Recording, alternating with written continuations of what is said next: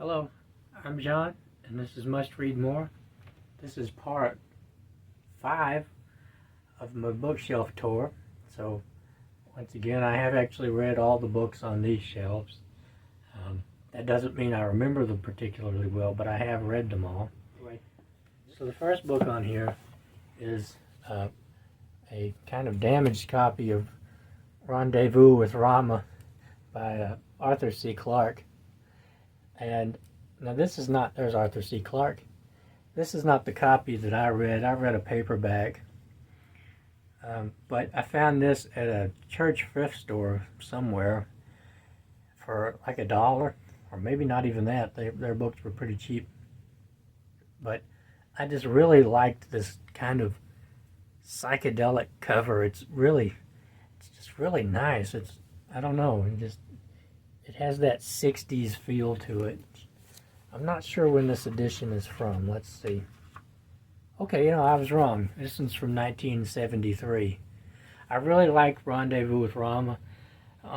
Clarke isn't, or wasn't, very particular about writing characters or anything. He was more of an ideas kind of guy. And so I'm going to spoil Rendezvous with Rama. So if you don't want to hear the spoiler, just skip ahead to the next book. It shouldn't take long. So what I liked about Rendezvous with Rama is that there is this giant alien spaceship that's coming towards Earth, basically, or towards our solar system. And everybody's panicking, oh, what's happening? And they're terrified that these aliens are going to want to conquer the Earth or something. So they send a little spaceship out to go and find out what's happening. And the guys get on the spaceship and they look around, and the aliens pay no attention to them whatsoever. They don't even wake up. And there are these little bots that come out to clean the spaceship, and they don't care that the people are there either. And so eventually the astronauts have to leave the Rama. And after all this speculation, all this wondering, and all this fear, Rama goes around the sun, takes in some energy, and leaves. So the aliens don't pay any attention to them at all. They don't even notice they exist. And I just thought that was absolutely hilarious. I think that a lot of people who read this don't see the humor in that, but I burst out laughing. It was just so funny to me. So okay, that's the spoiler. And we'll move on to the next book, which is Noctuary by Thomas Ligotti. I remember this being Ligotti's kind of, it has almost a gothic atmosphere to it in a way. I don't remember this one particularly well. Ligotti's really interested in festivals and clowns, clown puppets, he kind of has a Venetian festival flair going on in this book. It's hard to explain. I didn't really like this one, to be honest with you, but I found this at the bookstore for like $1 or $2. This has been 10 years ago at least, probably maybe more than that. They had opened half-price books here, or in Lexington, and it had only been open a couple of months. I'd never really been there before. I'd been gone somewhere else. And I came back and I just saw this on the shelf for a few dollars. And I'd wanted this book for a long period of time, but it was always so expensive to buy. I mean, this book is, people pay a lot of money for Ligotti's books. I don't know how much it's worth now. That may have all changed, but at the time they were going for quite a bit of money. And let's see, this one is from, okay, this is the first American edition from 1994, I think. So there's some more Ligotti here. My work is not yet done. These are all tales. These are, I think, 4 short stories about corporate horror, so horror in the workplace. This is probably my least favorite of Ligotti's books. There is one story in here where a guy his colleagues conspire to get him fired, and they're all horrible, horrible people, and he knows their secrets, and he devises all these crazy ways to deal with these people and to get back at them. I don't remember it exactly, but that was pretty interesting. I don't think it's Ligotti's best work, but Ligotti is a hard writer to explain. He's he has kind of a unique voice. So this next one is Songs of a Dead Dreamer and Grimscribe. I've read both of these, but I didn't read Songs of a Dead Dreamer in this one. But I did read Grimscribe in this one, and once again, it's been so long since I've read them, I don't particularly remember what was in Grimscribe. I don't think that Grimscribe was one of my favorites either. But I don't remember why. And one of the nice things about doing this bookshelf tour is that, you know, it's forcing me to pull all of these books off my shelves and look at them and realize, well, it's been a long, long time since I've read that, and I don't remember it very well. And so that's been nice. So I may have to go back to Grimscribe one of these days. The next one is Songs of a Dead Dreamer, which you can see I paid $2.99 for. This is another book that goes for quite a lot of money on the internet, and probably more money than it was when I got it. So this is, let's see, what year was this one? This one is the copyright 1989, but this is the first paperback edition, 1991. I have to admit that Ligotti's work is hit or miss with me. There's one collection of his in particular we're about to get to that really, I just found it at the right time in my life, I guess, and it's, anyway, well, we'll just get on to it. So, the one that I like the best, and the one that stands out for me as Ligotti's best work, which it may not be a fair assessment because it's the first book of Ligotti's I ever found, is Teatro Grottesco. And I did buy this new, I don't think this is the first edition or anything, but I did, okay, let's see. First published in hardback, 2006. Copyright 2008. Okay, and this paperback was from 2008. So I did actually buy this new because that's the time that I bought it. So that would make me 15. I was going through kind of an existential crisis at the time. I would be going through an existential crisis basically from the time that I was 10 until I was 27 or 28, I guess. Probably later, probably forever. Who knows?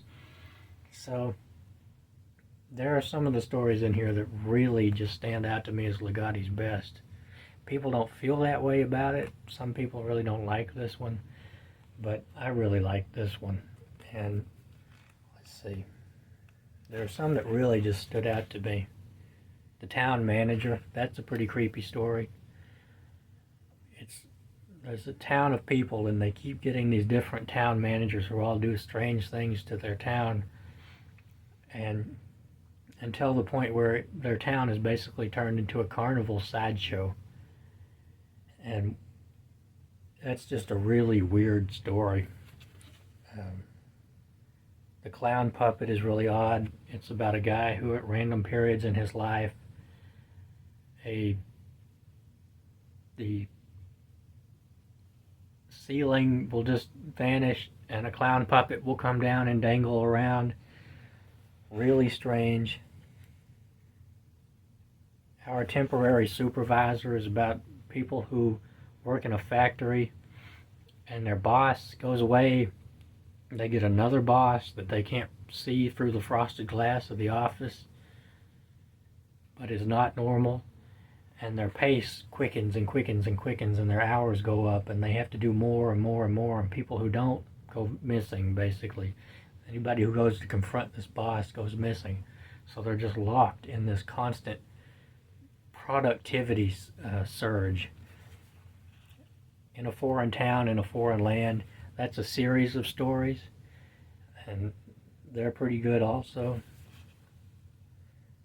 Gas Station Carnivals is really interesting. It's about a guy who has a memory of going on road trips with his parents, with his family, and they'll stop at these gas stations, and beside the gas stations they'll have these weird, crappy roller coasters, little bitty roller coasters, or sideshows, and one that really stands out to him is a clown that stands with his back to the stage and just kind of moves like this, but will never look at them. That's a really odd story. I think it's one of my favorites in this one, and that's yeah, so that's pretty. This is my favorite Ligotti collection. So next we have Dathan Auerbach's Penpal. I'm not entirely sure if that's how, if it's Auerbach, must be. So this is about a young guy he's looking back on some things that happened to him when he was younger, and that he didn't really pay attention to at the time, or that really didn't add together at the time. And he starts to gradually realize that he had a stalker, and that's just really weird. The ending on this is pretty strange, and I don't ever see anybody talk about this on BookTube. I never hear about it. I don't ever see it in lists or anything. But this is pretty good. I liked it anyway. Next is Midnight Specials, edited by Bill Pronzini. I talked about this in my July wrap-up, I think, or it might have been my August wrap-up. I'm not really sure. It's okay. It's all about train stories. This is To the Vanishing Point by Alan Dean Foster, which I really bought it for that cover. I thought that looked really interesting. It's about a family that's on vacation in an RV, and they pick a lady up. She's not really a lady. She's kind of an elemental, and she's on this quest to, she has to go sing to this dancer, this giant dancer that keeps the fabric of existence going, basically. And they wind up in hell. They take a wrong turn and they go to hell, and they meet a Native American guy who gets them out of hell, and then they go through all down these roads, and they drive through the stars, and they drive under the ocean, and just a really weird book. Really, I liked it though. Next is the 2 by H.G. Wells. So the selected short stories of H.G. Wells, which are really good. I think The Time Machine is in this. The story where he kind of sees tank warfare about 13 or 14 years before the tanks came into being is in this. And then the War of the Worlds. I don't particularly like this cover, and there's a funny scene in this book where a guy goes up to see, these aliens show up in kind of meteor crashes, and a guy goes up to see what's happened, what's in this crater, and he sees the craft or whatever go, and he runs off. And nobody will take him seriously because while he's been running, his hat fell off. So everybody thinks he's nuts. And it just struck me as really funny that in H.G. Wells' time, the Edwardian era, I believe, let's see, when did this come out? Well, it doesn't say. Of course it doesn't say. Well, anyway. In H.G. Wells' time, all you had to do to make people think you were nuts was leave the house without a hat, apparently. Which is pretty sad for them, I think. The next is The Taking of Satcon Station by Barney Cohen and Baen? Jim Baen? This is like a hard-boiled private eye in space. On a space station, he's paid to find somebody. And of course there are double crosses and all kinds of things like that. Everything is not like it seems. The next is 2 books in the Hyperion series by Dan Simmons, Hyperion and the Fall of Hyperion. Hyperion? The Fall of Hyperion. And this is really strange. I don't even know how I could begin to explain this. Crew is a symbol that has to go to Hyperion, this world, and on Hyperion there is a creature called the Shrike, who I'm not even exactly sure how I could explain it to you. They get there on a giant space tree piloted by a wood elf, and then they take a ship across a sea of grass, and one by one they start to be picked off by the Shrike. And it's a pilgrimage. There's a pilgrimage to this place where the Shrike lives, and the idea is that only one of the pilgrims will make it through and will get, I can't remember, their wishes granted or something. It's a strange thing like that. It's been quite a while since I've read these. And one by one they get taken by the Shrike and stuck on to his thorn tree, which is moving backwards in time. And there's a whole subplot with AI. I can't do it justice here in this little bit of a video, but it is a pretty good series, and I think it's my favorite thing that Dan Simmons has ever written. I have read quite a bit of Dan Simmons. I like the Terror too, but that's over there. The Reality Trip by Robert Silverberg. The Reality Trip and Other Implausibilities. I think Hawkwind Station is in this one.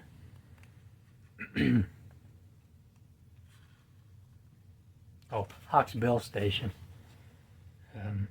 There's one really funny one in this where there's a little crab-like alien who lives in a human suit in New York City. His neighbor falls in love with him, and she doesn't know that he's a little crab alien, and he does everything he can to get her to go away because he's not supposed to talk to the people. He's just there to do research.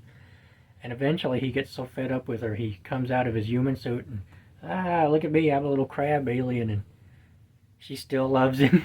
It's just funny. And anyway, well, here is Robert Silverberg's The Book of Skulls. I read this year. It's about 4 young guys who go to, there is a kind of a secret monastery down south in the southwest, and only one of them, I'm not exactly sure what happens. One of them finds a manuscript that describes this monastery, and only one of them can be chosen for eternal life. The other 3 have to die. I didn't like it all that much, personally, but it's still worth a read. This next one I did like quite a bit. It's Perdido Street Station by China Mieville. This is a strange book. There is a city underneath the bones of an ancient creature. Huge bones. And it's on the edge of a desert. And there are people, and there are other kinds of beings. There is a race of, or a species of insect people. It's about an inventor who is in a relationship with one of the insect people, which is completely taboo. And one day a giant bird person wanders into this inventor's shop and asks for a pair of wings because he's wearing a giant set of wooden wings. And at the same time, there's a new drug on the street, and people are being found in these catatonic states. It's just a wild book, and I don't know how far to go, but there is a creature that is harvesting the memories and the dreams from these people, and this book gets pretty wild. So for the sake of time, I'm going to stop here and do the rest of the shelf in another video, just so you won't have to sit here and listen to me for 45 minutes or whatever. But I'll be posting that before long. I'm going to make it right directly after this. So